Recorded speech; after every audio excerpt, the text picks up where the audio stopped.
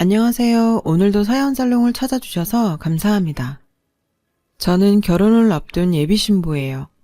아니, 얼마 전까지는 그랬죠. 지금은 아니지만요. 이젠 다 지난 과거니까 지금부터 얘기해 볼게요. 저는 친구의 소개로 남자친구를 만나게 되었어요. 제 친구가 잘 아는 남사친이 있다면서 교수인 남자 얘기를 꺼냈죠. 성품도 두리뭉실하니 괜찮다며 저에게 소개해줬어요. 친구의 말에 솔깃했고 또 믿을만한 친구가 주선해준 자리라서 그 남자를 보기로 마음 먹었어요. 처음 본 그 남자의 인상은 선하면서도 사람이 참 좋아 보였어요. 얘기해보니까 성격도 무난했고 제 얘기를 경청해주며 공감해주는 마음씨 따뜻한 사람이더라고요. 그렇게 그 남자에게 끌리게 됐어요. 그리고 그도 마찬가지로 제가 마음에 들었는지 연락처를 물어보았고 그 남자와 연인관계로 진전이 되었죠. 저희는 보통의 연인들과 같이 영화를 보면서 데이트를 하기도 했고 남산에 들러 사랑을 약속하는 자물쇠를 걸며 서로의 마음을 확인하기도 했어요. 그리고 커피숍에서 같이 커피 한 잔 마시면서 화기애애하게 대화를 나누며 시간을 보내기도 했죠. 남자친구는 교수라서 그런 건지 지적인 매력도 상당했어요. 뇌가 섹시한 남자라는 의미인 뇌생남은 제 남자친구에게 딱 맞는 표현이었어요. 역사학 교수였던 남자친구는 한국 역사에 대해서 이해하기 쉽게 풀어서 여담으로 얘기해주곤 했어요. 그런 남자친구의 지적인 매력에 매료됐고 저희는 대화 코드 또한 잘 들어맞았어요. 그렇게 연애한 지 2년이 다 되어갔어요. 남자친구도 저도 둘 다 결혼 정년기였기 때문에 자연스럽게 결혼 얘기가 나오게 되었어요. 남자친구는 결혼하고 싶다면서 저를 위한 프로포즈를 준비해줬어요. 근사한 레스토랑에서 미리 준비해둔 케이크에 촛불을 켠 채 약혼 반지를 꺼내들고 프로포즈를 했어요. 그 프로포즈에 감동받았고 그렇게 고백을 받아주었답니다. 그렇게 해서 저희는 결혼을 준비하기 시작했는데 연애 때와 마찬가지로 그 과정이 순탄할 거라고 생각했어요. 보통은 결혼 준비를 하다 보면 이런저런 갈등이 있기 마련인데 그때까지 결혼 준비를 하면서 큰 다툼이랄지 갈등은 없었거든요. 남자친구가 제 의견을 잘 존중해줬고 저도 결혼 준비에 있어서 그렇게 까다로운 편이 아니었으니까요. 그래서 저희 결혼은 이대로 순조로울 줄 알았어요. 결혼 준비를 하게 되면서 처음으로 시어머니를 직접 만나 뵙게 됐어요. 한눈에 봐도 보통 분은 아닌 듯 보였죠. 괴팍한 인상의 시어머니는 저를 보자마자 위아래로 훑으시더군요. 그런 시어머니를 보니까 저는 그제야 시어머니의 존재에 긴장을 하게 되었죠.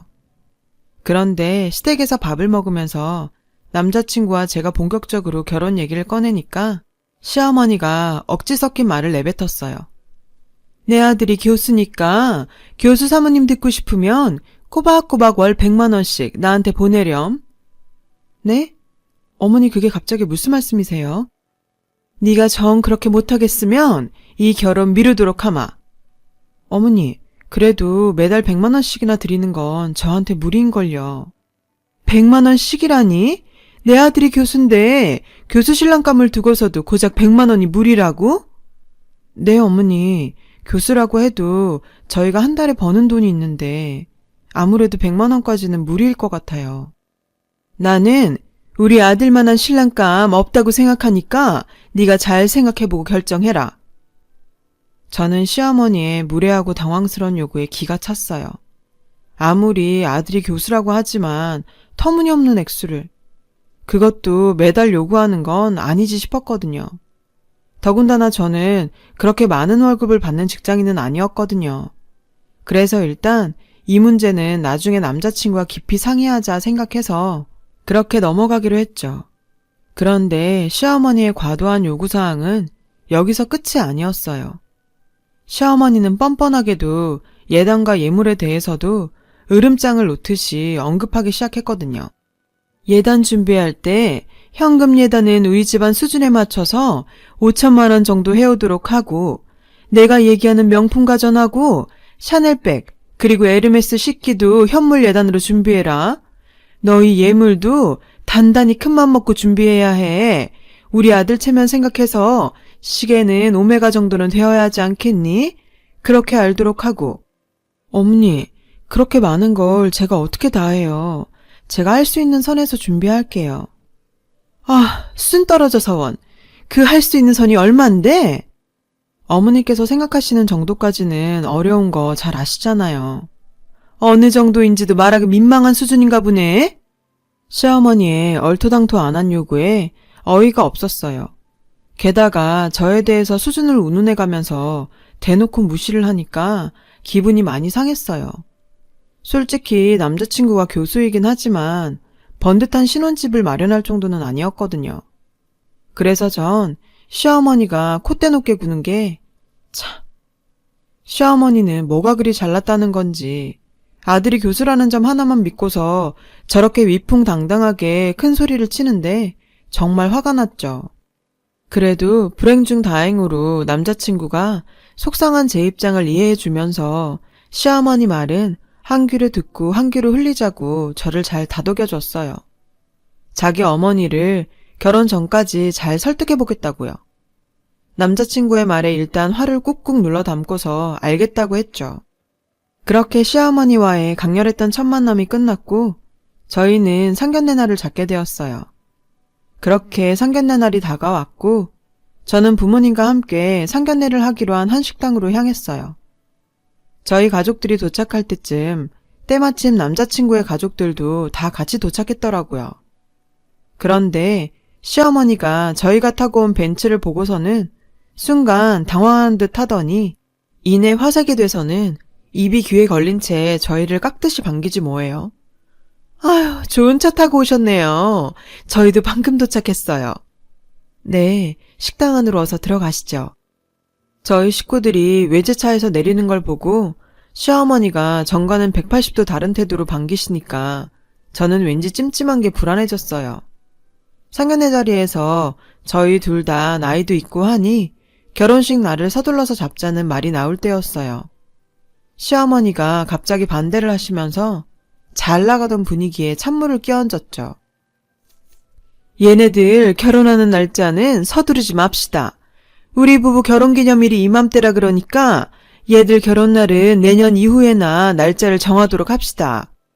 그래도 올해 안에는 결혼을 치르는 게 좋지 않을까요? 애들 나이도 있고 하니까요. 저희 엄마가 말씀하셨어요. 그러자 시어머니는 선심 쓰듯 말했어요. 정 그렇다면 올해 말에 결혼식 날짜를 잡는 걸로 하죠. 시어머니의 단호한 말에 저희 가족은 심기가 좀 불편했지만 그래도 어느 정도 이해할 수 있는 부분이라고 생각하고 이해하기로 했습니다. 그런데 시어머니가 뭔가 더 할 말이 있다는 듯 검은 속내를 드러내는 말을 꺼내기 시작했어요. 그런데 서둘러서 하는 결혼이면 어차피 결혼한 셈 쳐도 무방하겠죠? 그러니 이제부터 내 며느리가 됐다 생각하는 편이 차라리 마음이 편하겠네요. 네? 아, 그렇게 예쁘게 봐주신다면 좋죠. 저희 엄마는 약간 찜찜한 표정으로 분위기를 맞추려 대답했어요. 그러면 며느리가 된 거나 마찬가지니까 지금부터 내가 전에 얘기했던 100만 원을 매달 붙이면 되겠네요. 네? 맙소사, 기가 막혀서 말도 안 나왔어요. 시어머니는 착각에 빠져도 단단히 빠진 모양이었죠. 아직 결혼식조차 치르지 않은 저한테 시어머니는 선을 넘고 말았어요. 저는 아직 100만 원을 드리는 문제에 대해 확답을 하지 않은 상태였는데도 마치 확정된 것처럼 그렇게 떼쓰듯 한다는 게 이해가 가질 않았어요. 시어머니는 벤츠를 타고 온 저희 가족을 보고서 대단한 환상에 사로잡힌 듯 했어요. 시어머니의 뜬금없는 선포에 저희 부모님은 황당한 듯이 저에게 물으셨어요. 시어머니께 매달 100만 원씩 붙이라니 그게 무슨 소리니? 엄마, 아빠, 어머니께서 그런 요구를 하신 적은 있지만 저는 동의한 적 없어요. 시어머니는 저와 부모님의 대화를 들어보니 저한테서 돈 받을 가망이 별로 없다고 여겼는지 다시 저희 집안에 대해 깔보듯이 말했어요. 거참, 차만 번지르르 해가지고서는 별 볼 일 없는 집안인 모양이네. 이래서 겉멋만 들은 집안하고는 결혼해선 안 돼. 내 아들이 교수라고 교수. 교수 아내가 될 처지면 그에 걸맞게 시어머니도 대접해줘야지 맞는 거 아닌가? 그런 시어머니의 태도에 남자친구는 당황했는지 자기 어머니를 말리려고 했지만 별 소용이 없었어요. 저는 그 모습에 시어머니께 딱 잘라 말했어요. 어머니, 그렇게 말 한마디로 남의 집안을 함부로 평가하지 마세요. 저희 집 충분히 먹고 살 만큼 살거든요. 그리고 아들이 교수면 뭐요? 그러는 어머니는 뭐가 그리 대단하신데요. 제가 설령 어머님께 돈을 드린다고 해도 어머님이 과연 고마움을 아실까요? 모르긴 해도 아마 아닐걸요? 한두 번 들어드렸다가 그때가 되면 또 다른 요구만 하실 것 같은데요? 아닌가요? 그래? 그러면 이 결혼에 대해서 일단 미루도록 하자. 어차피 성에 안 차는 며느리였으니까 그렇게 하는 편이 차라리 마음 편하겠어. 시어머니의 막말에 보다 못한 저희 엄마가 한마디 하셨어요. 결혼을 미루자뇨. 잘못은 그쪽에 놓고서 내 딸한테 그게 할 소리입니까? 저희도 그쪽 못 믿어온 사이 때문에 마음이 편치가 않네요. 용서를 구해도 모자랄 판에 참 뻔뻔하네요. 그러자 적반하장이라고 시어머니는 한술 더 떠 화를 내더군요. 내가 한 말이 뭐가 그리 대수라고 이렇게 유나는? 참, 시어머니 용돈 하나 제대로 못 갖다 바칠 처지인 주제에. 하여튼 이 집안은 외제차 타는 허영씨만 가득 찼네. 저희가 외제차를 타든 뭘 타든 왜 비꼬세요? 당신이 뭐 보태준 거 있어요? 도저히 말이 통하지가 않네요. 저희는 이만 가보렵니다. 저희 부모님은 시어머니와는 더 이상 말이 통하지 않는다는 걸 직감하곤 자리에서 일어나셨어요. 네, 그러시던지요. 어차피 나올 돈도 없는 집안이라 우리 아들 결혼시킬 생각은 추워도 없습니다. 시어머니와 저희 엄마의 극에 달한 감정에 남자친구는 어쩔 줄을 몰라 하면서 쩔쩔매더라고요.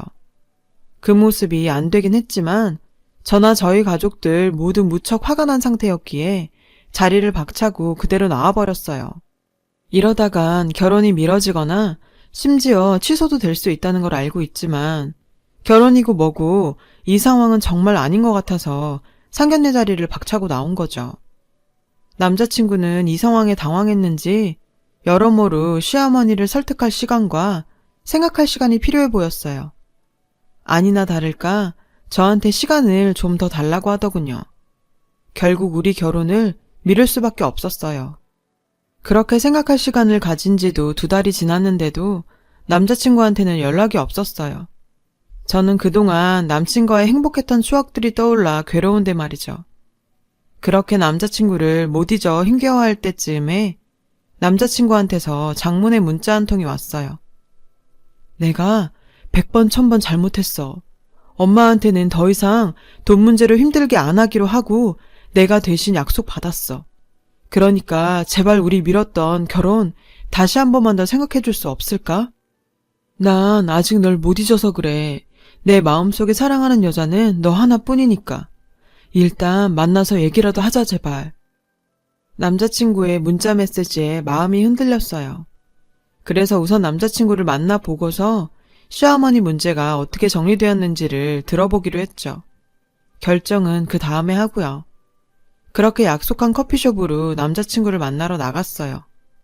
오랜만에 본 남자친구의 안색은 그리 밝아 보이지 않았어요. 아마 그동안 시어머니의 등살에 남친이 소갈이 하면서도 어렵게 결혼 문제를 밀어붙인 모양이었어요. 그래도 막상 얼굴을 보니까 반갑기도 하면서 또 한편으로는 남친에 대한 섭섭한 마음에 감정이 복받쳐왔죠. 그 순간 남자친구가 말문을 열었어요. 오랜만이다.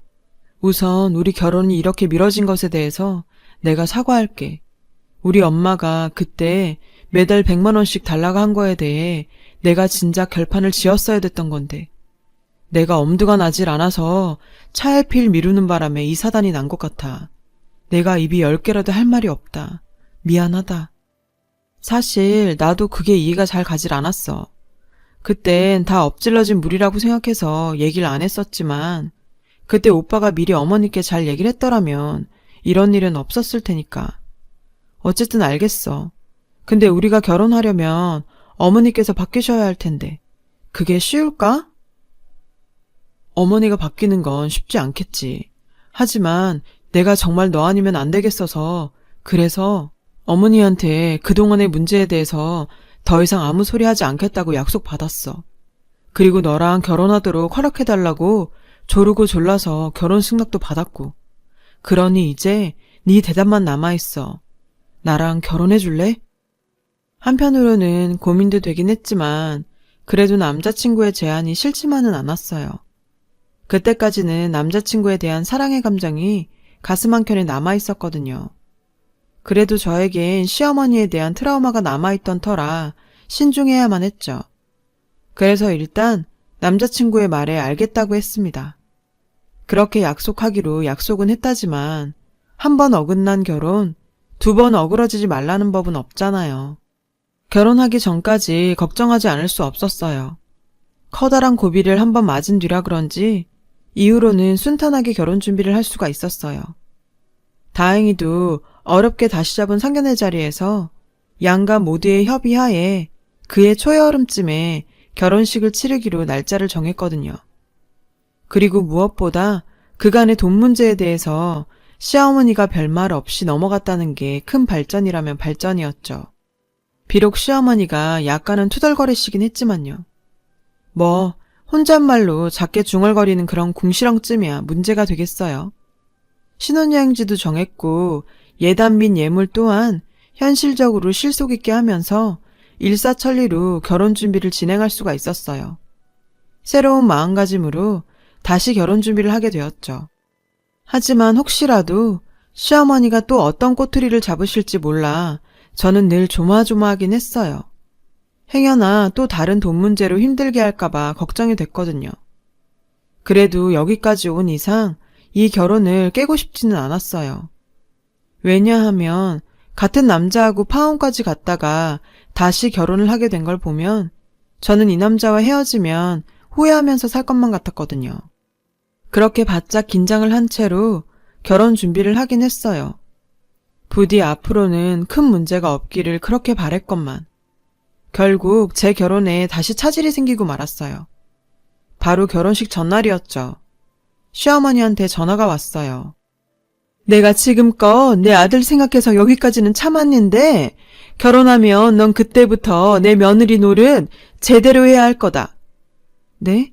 갑자기 그게 무슨 얘기시죠? 이 집안 며느리가 되려면 너는 적어도 내 수준에 맞는 며느리가 되어야 한다는 말이야. 그런데 결혼식 날 입을 옷 사라고 네가 보낸 돈이 나 참 기가 막혀서 이게 옷 사 입을 돈이니 푼돈이지. 내가 계좌번호 알려줄 테니까 당장 1,000 더 이체하도록 해라. 어머니, 이미 어머님과 아버님 정장값으로 300만 원을 보내드렸는데 1,000만 원을 더 보내라고요? 저한테 더 이상 돈 문제로 이러지 않기로 약속하셨잖아요. 하참, 내가 예전 문제 얘기하는 게 아니잖아. 지금 당장 정장값을 얘기하는 건데 우리가 언제 그거에 대해서 언급한 적 있었니? 암튼 내가 계좌번호 문자로 보낼 테니까 그리로 바로 보내. 저도 더 이상은 참을 수가 없었어요. 다른 날도 아니고 결혼식 전날에 이런 말도 안 되는 짓을 하다니. 이젠 결혼이고 뭐고 다 필요 없다는 생각뿐이었어요. 그래서 어머니, 전 그렇게는 못하겠어요. 툭하면 돈 문제로 저희 결혼에 제동을 거시는데 참는데도 한계가 있는 거예요. 어쩜 매번 이렇게 사람 피를 말리세요. 뭐라고? 피를 말려? 아이고, 그래. 그렇게 못하겠다 이거지? 이런 식으로 나오면 나도 안 되겠다. 니들 파혼해라, 파혼해! 툭하면 파혼을 강요하는 시어머니의 행동을 더 이상은 참을 수가 없었어요. 게다가 저는 아무리 생각해도 이건 아니라고 생각했으니까요. 그래서 남자친구한테 전화해서 방금 전 있었던 일을 모두 얘기했어요. 제 얘기를 들은 남자친구는 놀라더군요. 자신의 어머니가 그런 행동까지 할 줄은 미처 몰랐던 모양이었어요. 근데 말야, 이게 다 우리 엄마만의 문제일까? 남자친구는 저한테 오히려 지쳤다더군요. 결혼 전날인데 시어머니를 이해하고 잘 달래줄 수는 없는 거냐고 화를 내더군요. 그러더니 앞으로 계속 이렇게 시어머니랑 불협화음을 내면서 자기 주장만 펼칠 거면 그냥 이대로 파혼을 하자고 말이죠. 생각지도 않았던 남자친구의 적반하장식의 발언에 저는 너무 기가 찼어요. 잘못은 자기 엄마가 있는데 중재는 못할 망정 오히려 결혼 전날 파혼을 하자니 너무 기가 막혔어요. 아나무인인 시어머니와 그걸 막을 힘도 없는 남친한테 이미 상처를 받을 대로 받은 저는 남자친구의 파혼 통보에 달리 방법이 없다고 생각했어요. 그렇잖아요. 제가 자기 엄마한테 피해를 당한 상황에 오히려 남자친구는 자신이 중간에 껴서 피곤하니까 되려 제 탓하면서 파혼적으로 가닥을 잡는 거잖아요. 정말 뻔뻔하게도 말이죠. 믿었던 남자친구한테 받은 배신감에 억장이 무너져 내리는 기분이었어요. 남친에 대한 신뢰감마저 깨지고 나니까 이런 결혼을 하지 않는 게 차라리 최선의 선택이라는 생각마저 들게 됐죠. 그런데 그냥 둘 수만은 없겠더라고요. 그간 결혼 준비 과정에 들어간 돈이며 정신적 피해까지 어마어마했으니까요. 그래서 그냥은 넘어갈 수 없다고 판단했어요. 생각만 해도 이가 갈려서요. 시어머니야 원래 그런 사람이었다지만 제 편인 줄 알았던 남자친구의 외면과 배신에 전 정말 깊은 상처를 받았거든요. 다른 사람도 아닌 남자친구한테 파혼을 당했다는 사실에 전 고통스러웠고 그런 나날이 이어지다 보니 정신적으로 피폐해져만 갔어요. 그런 놈과 깨진 건 차라리 잘된 일이라고 수천 번 마음을 잡으려고 노력해봤지만 얼마 안 가 배신감에 치가 떨려서 또다시 분노에 휩싸이기를 반복했죠. 저에게는 그 파혼 사건을 잊어버리는 게 마음처럼 쉽게 되지 않았어요. 그런 저의 모습을 보다 못한 부모님은 가슴이 아팠는지 저에게 그만 잊으라고 충고를 해주셨어요. 그런 못난 남자랑 그 엄마 때문에 내 딸이 끌려다니면서 망가지는 꼴은 더 이상 못 보겠다. 이제 그만 생각하고 잊어버려라. 내 딸 속만 골물라. 엄마, 아빠, 나 파혼 당한 것만 생각하면 너무 힘들어. 너무 억울해서 미칠 것만 같아. 그러니까 그들에 대한 나쁜 기억들은 다 지워버리는 게 나을 거야. 그 시어머니는 그렇게 돈 타령만 하면서 사는데 그따위로 살다 보면 언젠가 둘 다 천벌받을 거다. 순간 엄마의 말에 번뜩했어요. 천벌? 그래, 남자친구랑 그 어머니는 천벌을 받아야만 마땅하지. 그렇다면 그들에게 합당한 응징을 해줘야겠어. 부모님과 얘기하는 과정에서 남자친구와 시어머니가 벌을 받도록 복수하고 싶다는 마음을 먹게 되었어요. 그래서 그들에게 법적으로 책임을 묻는 방법이 있는지를 알아보게 되었죠. 나쁜 인간들한테 하늘이 벌을 주지 않는다면 당한 사람이라도 벌을 줘야 하는 거 아니겠어요? 그렇게 변호사에게 찾아가서 상담을 받아본 결과 저희 경우에는 파혼에 대한 책임이 남자친구 측에 있기 때문에 파혼에 대한 손해배상 청구 소송이 가능하다는 대답을 들을 수가 있었어요. 소송이 가능하다는 말을 듣자 저는 마음이 한결 홀가분해졌어요. 남자친구와 시어머니를 상대로 파혼에 대한 손해배상 청구 소송을 진행하기로 했죠. 시어머니가 첫 상견례 자리에서 정당한 이유 없이 혼인의 시기를 미루고 거절한 점과 남자친구도 차일피일 결혼을 미루고 거절한 점이 결정적 사유가 됐어요. 시어머니와 함께 남자친구가 덩달아서 결혼을 미뤘었고 또 파혼도 그쪽에서 먼저 말했기 때문에 파혼에 대한 피해에 대해서 소송을 걸 수가 있게 된 거죠. 그동안의 일에 대해서 문자를 주고받은 사실들을 근거로 저는 소송에 대한 증거자료를 제출했어요. 그러자 남자친구와 시어머니는 발등에 불 떨어진 사람들처럼 난리더군요. 남자친구와 시어머니가 번갈아 가며 전화해서 소송을 취하해달라고 싹싹 빌었어요. 어림도 없죠. 그간 저와 제 부모님이 당한 수모가 얼마인데. 그래서 택도 없는 소리 말라고 한마디 해줬죠. 그리고 얼마 뒤 저는 파혼으로 인한 피해 보상을 받을 수가 있었어요. 만족할 만한 액수는 아니었지만 그래도 그쪽 집엔 큰 타격이 될 액수였죠. 악몽 같은 파혼의 굴레에서 벗어난 저는 이제 두 다리 뻗고 편안하게 잘 지내고 있어요. 상처받은 기억은 시간이 좀 더 필요하겠지만요. 그래도 저는 현재의 제 삶에 만족하면서 나름 편안하게 즐기고 있답니다. 가족들과 함께 낚시터에서 여유롭게 주말을 보내기도 하고, 밤에 가족들과 공원에 산책을 나가기도 하고요. 상쾌한 저녁 공기도 마시며 다 함께 수다를 떨기도 하죠. 집에 와서 야식거리로 라면에 파 송송 썰고 계란 풀어서 뚝딱 만들어 먹노라면, 이게 사람 사는 거죠. 저한테 이만한 힐링 라이프가 또 있을까 싶네요. 지나간 인연에 대한 미련은 물 흐르듯 떠내려 보내는 게 결국에는 보다 나은 선택이라고 생각합니다. 과거는 과거일 뿐이니까요. 시간이 약이란 말이 결론적으로는 맞을 거라고 생각하거든요. 지금까지 제 사연을 들어주셔서 감사해요. 오늘 하루 편안하고 힐링되는 시간 보내시길 바래요. 여러분, 사연 댓글에 응원과 현명한 조언 부탁드려요. 좋아요와 구독은 저에게 큰 힘이 됩니다. 오늘도 좋은 일 가득하세요.